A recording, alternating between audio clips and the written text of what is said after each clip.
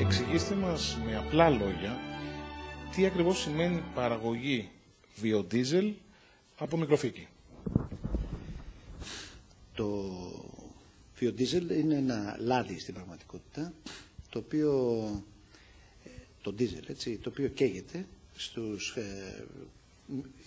καυστήρες ή τις μηχανές εσωτερικής καύσης για να παράξει ενέργεια.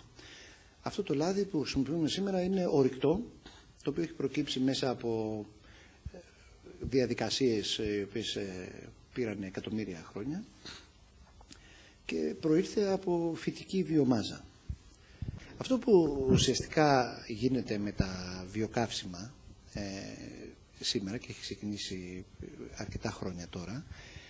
με τα βιοκαύσιμα πρώτης γενιάς όπως τα ζαχαροκάλαμα ή της δεύτερης γενιάς που είναι οι ελαιοκράμβοι και αυτά, αυτού του είδους τα φυτά, είναι παράγουμε φυτά τα οποία έχουν πάρα πολύ λάδι στο εσωτερικό τους, το οποίο μοιάζει αρκετά ή εν πάση περιπτώσει μπορεί με μια μικρή επέμβαση να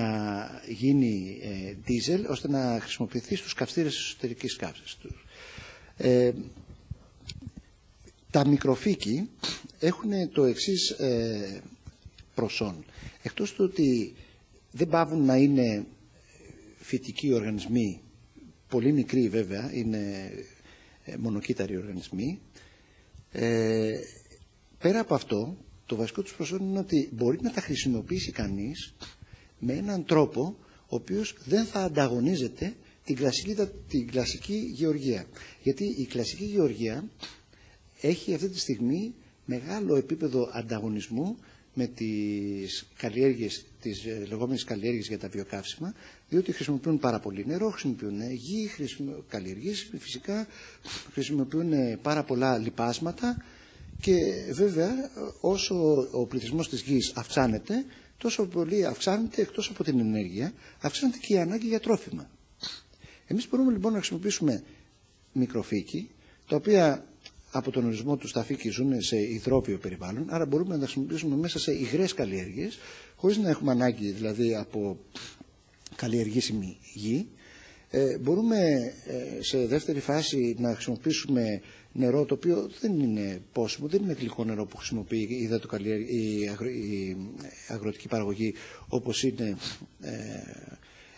το πόσιμο νερό που χρησιμοποιούν οι κοινότητες. Μπορούμε να χρησιμοποιήσουμε το θαλασσινό νερό για αυτή τη δουλειά και μπορούμε να σκεφτούμε και διάφορους άλλους τρόπους πώς μπορούμε να αξιοποιήσουμε διάφορα άλλα απόβλητα κατά κάποιο τρόπο, ούτως ώστε να έχουμε μια παραγωγή η οποία δεν θα ανταγωνίζεται ούτε κατά ελάχιστο την αγροτική παραγωγή για τρόφιμα. Δηλαδή μπορούμε να αξιοποιήσουμε το θαλάσσιο νερό και τα υγρά ακόμα αστικά απόβλητα για να παράξουμε βιοκαύσιμα για τις μεταφορές. Ένας ιδανικός συνδυασμός θα ήταν ακριβώς αυτός. Δηλαδή να χρησιμοποιήσουμε θαλασσινό νερό σαν βάση, να το εμπλουτίσουμε με τα θρεπτικά που περιέχει η απορροή ενός βιολογικού καθαρισμού, στο επίπεδο που συνηθίζουμε να λέμε τριτογενής επεξεργασία λιμάτων. Να χρησιμοποιήσουμε επίσης αντί για διοξίδιο, καθαρό διοξίδιο που χρειάζονται όλα τα φυτά για τη φωτοσύνθεσή τους, να χρησιμοποιήσουμε καυσαέρια, τα οποία θα προέρχονται από μια βιομηχανία η οποία δημιουργεί και πολλές φορές ρύπανση εξαιτίας αυτών των εκπομπών καυσαερίων και φυσικά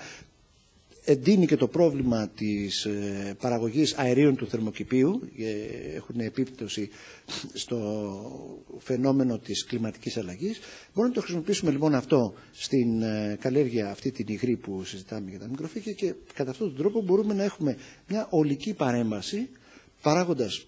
με έναν τρόπο ο οποίος είναι σωστός σε σχέση με την παραγωγή των τροφίμων,